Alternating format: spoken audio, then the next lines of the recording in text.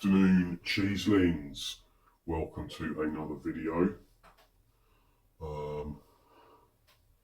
Today, let me just arrange the camera so you can see what I've got. Today I will be eating Morbier. That's it there. Morbier is a hard washed rind cheese made from raw cow's milk and typically animal rennet. It has a PDO status and must be made in the Jura Mountains region of France. Historically, Morbier was made over successive days during the winter months using the surplus milk left over from Comté production. The distinctive line of ash you can see running through the centre of the cheese was originally created when the first day's curds were sprinkled with a layer of soot to ensure that they were protected while the cheese rested overnight. The following day's curd was then added on top. Morbier is rubbed with brine throughout its 3-month maturation to keep the surface mould free. And this produces a sticky but mild red-pink rind. Morbier is described as being a medium strength cheese. It's mild, milky, creamy, fruity and nutty. So basically a bit of everything depending on who is eating it. I'm going to eat it today and tell you what I think. What have I got? So I've sliced it already because it's actually quite hard.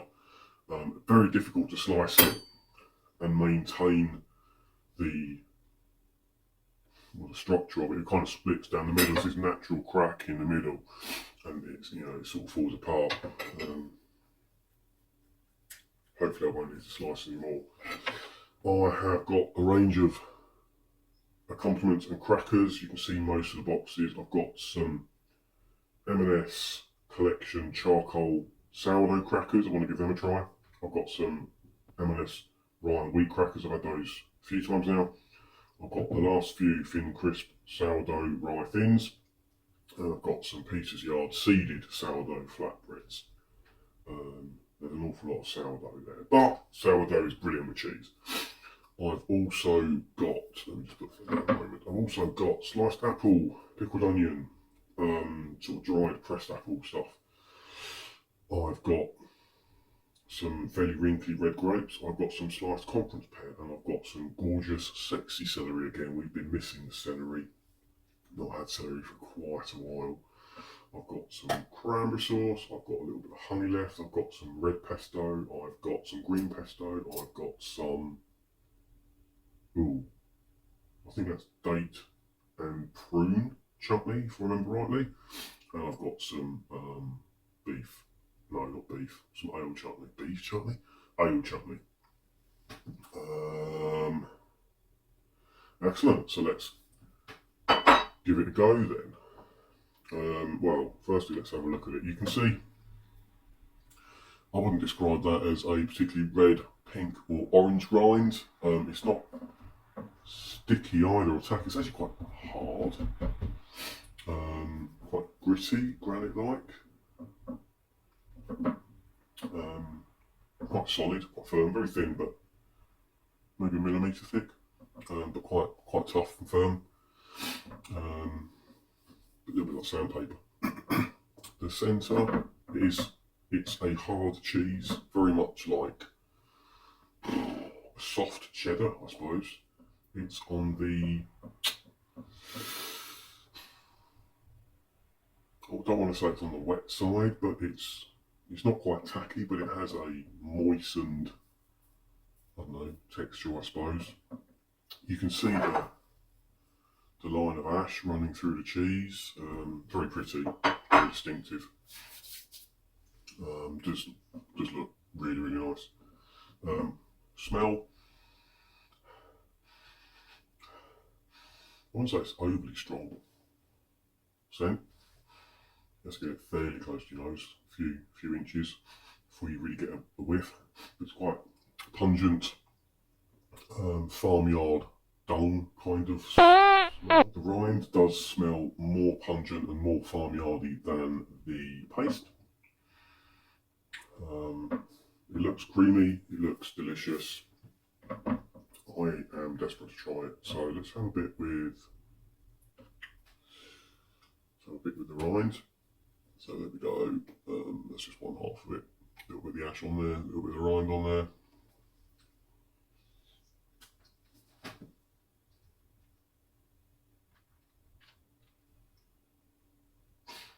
The rind is edible.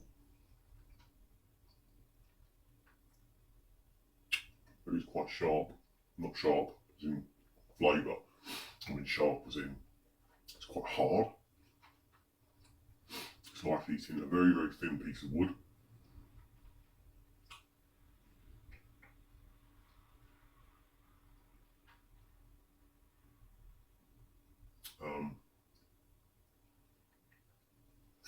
Quite a complex flavour. It does develop over time.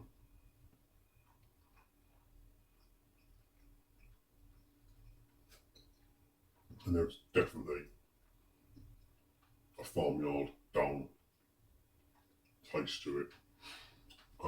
It's not unpleasant, it's actually quite nice.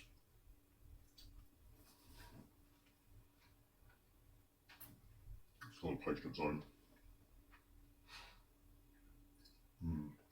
A couple of lines off.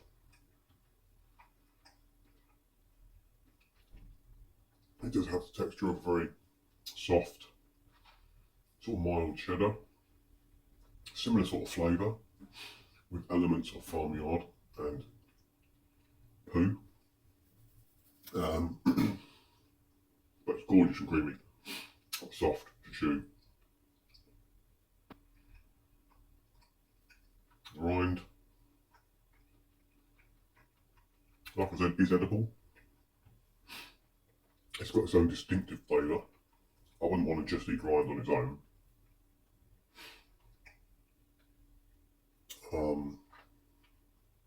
Slightly bitter, I suppose.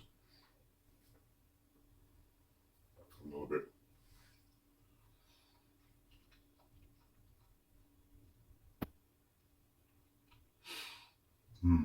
Really nice. Really nice cheese.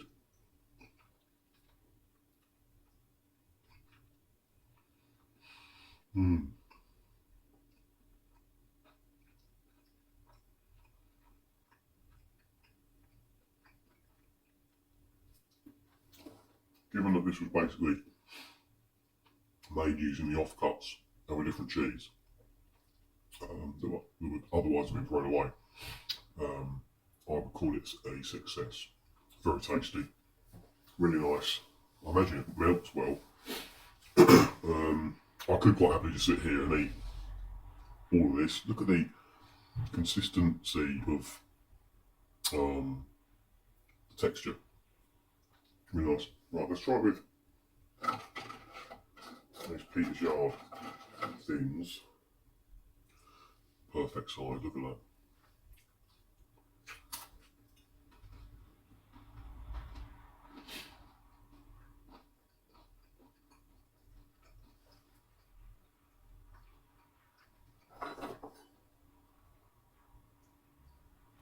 Don't really need a cracker with it.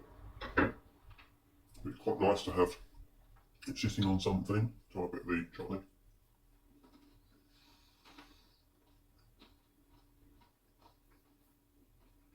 I'm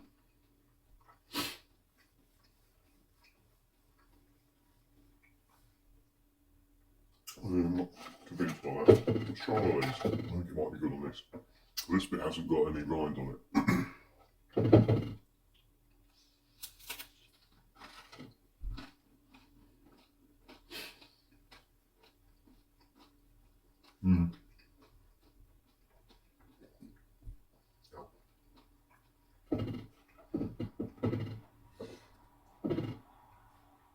A bit of apple. I haven't seen any recommended pairings apart from alcohol. I haven't seen any suggested food pairings.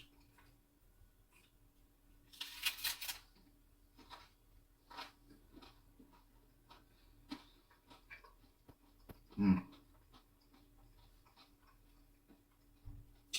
That's quite nice. A good slice of apple.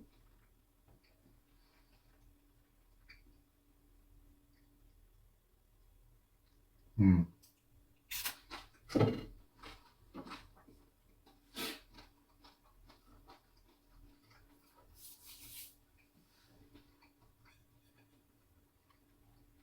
a bit of pressed apple.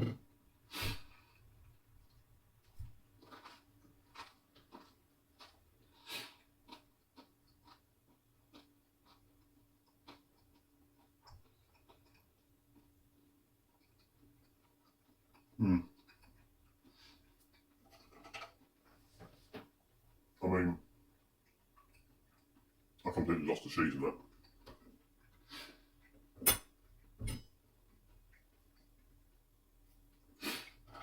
Just going to try one of these.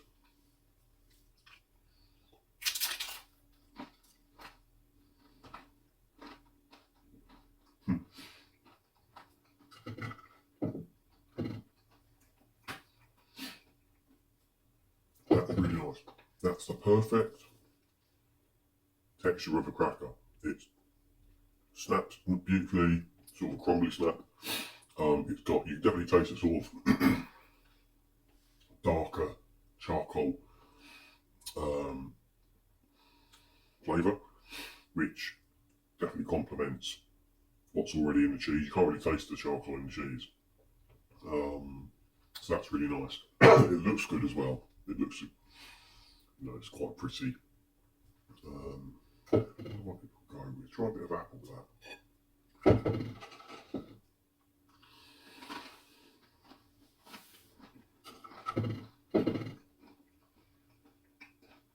Mm.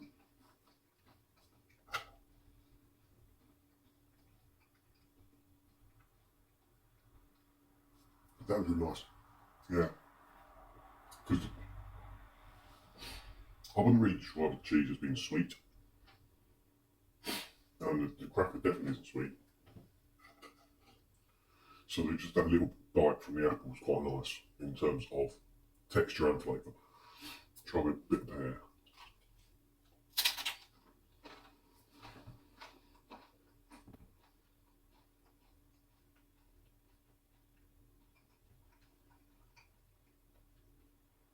Yeah, similar.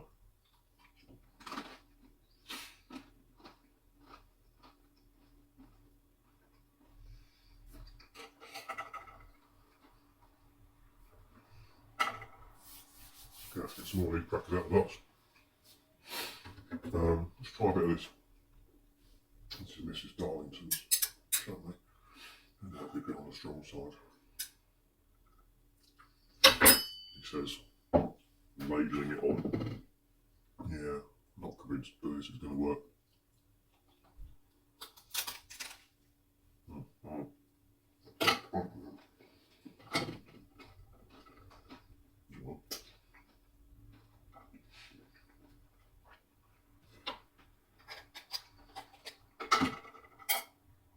I don't know if that's because I've infected the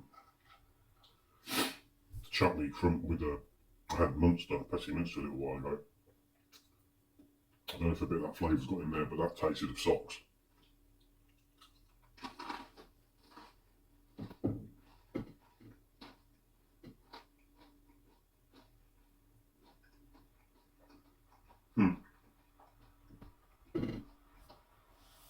I suppose it is a washed brine cheese, isn't it?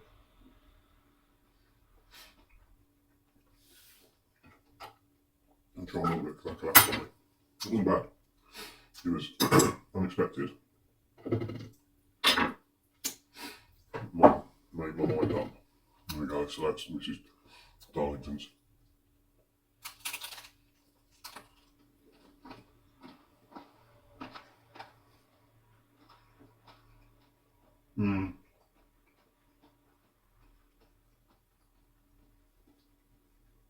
It's slightly on the sweet side.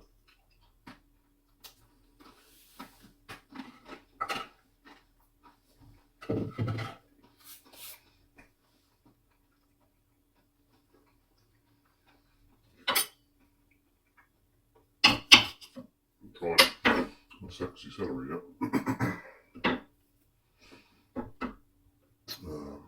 I'm going to do this. Try one of these wheat rye crackers with a little bit of pickled onion. No. Straight away. No.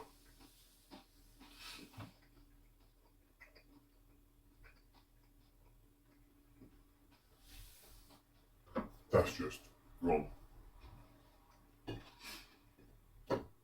Try it with a rinky grate.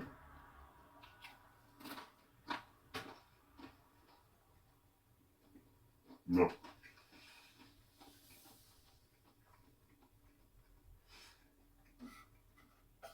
I mean, the crackers aren't bad. 2 more bits. Yeah, there's crackers. The rye and wheat crackers are not too bad. These are the best so far.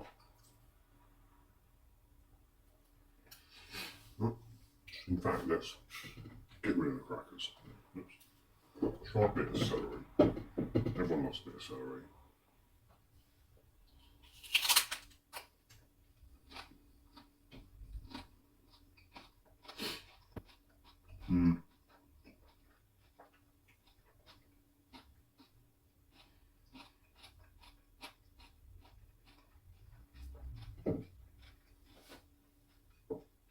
I mean, you could.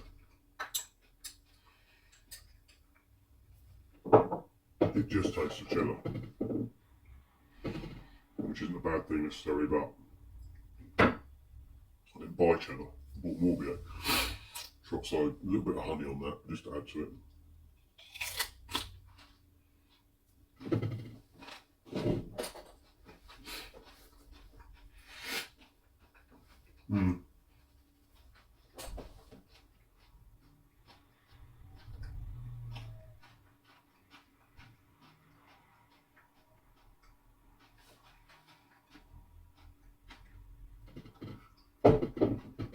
Quite like the apple. Let's just try a bit without a cracker and the pressed apple.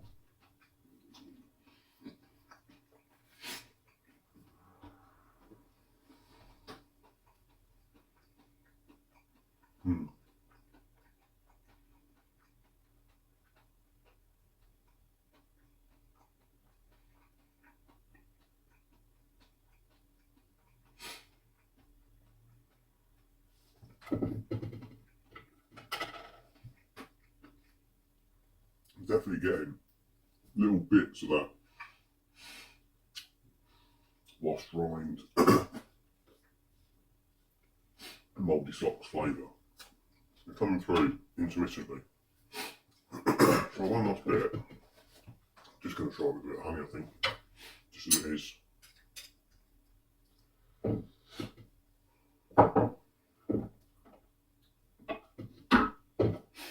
Can't imagine this would work, but let's give it a go.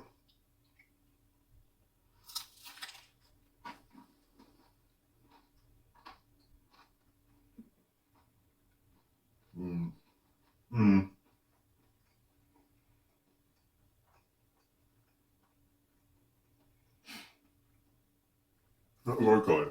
Got the right level of sweetness. If you spread it thinly. Just going to try its own now without cracker.